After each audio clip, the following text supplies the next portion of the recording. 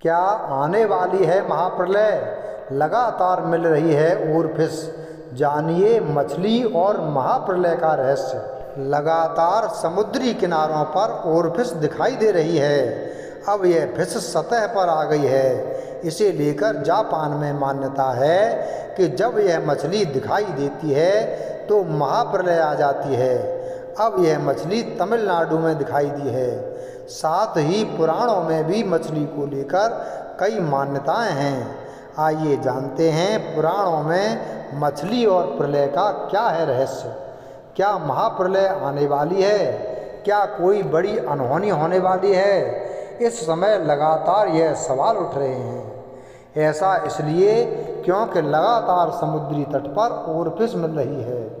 Oarfish को प्रलय की मछली कहा जाता है, जिसे डोमडे फिश भी कहते हैं। सदियों से इस मछली का दिखाई देना अशुभ माना जाता है। ऐसी मान्यता है कि इस मछली के दिखाई देना आपदाओं का अशुभ संकेत माना जाता है। ऑस्ट्रेलिया और न्यूजीलैंड के तटों पर इस रहस्यमय मछली के मिलने के बाद हाल ही में भारत में तमिलनाडु के तट पर ओरफिश दिखाई दी थी। इस मछली का सतह पर आना संकट की सूचना माना जाता रहा है। आइए जानते हैं ओरफिश का दिखाई देना किस बात का संकेत है। इस ओरफिश को लेकर जापान में कई मान्यताएं हैं। इस रहस्यमय मछली के दिखाई देने से एक बार फिर कयास लगाए जा रहे हैं कि इसका दिखाई देना कोई बड़ी प्राकृतिक आपदा आ सकती है। दरअसल ऐसा कहा जा रहा है कि जापान में वर्ष 2011 में जब सुनामी आई थी, उससे पहले जापान के समुद्री तट पर यह मछली मरी हुई मिली थी। बता दें कि ओरफिश गहरे समुद्र के अंदर रहती है। यह शायद ही कभी सतह पर आती है। हिंदू धर्म में प्रलय की मछली को लेकर मान्यता है।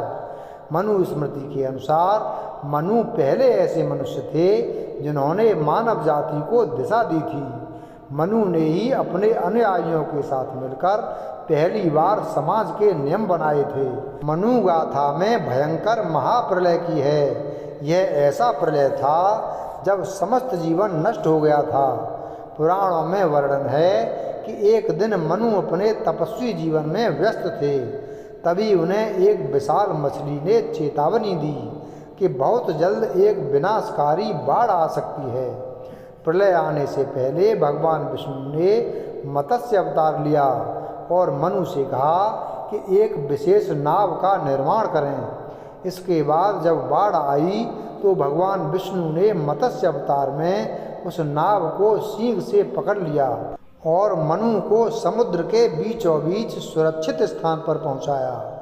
जब यह बाढ़ आई तो पूरी पृथ्वी नष्ट हो गई थी।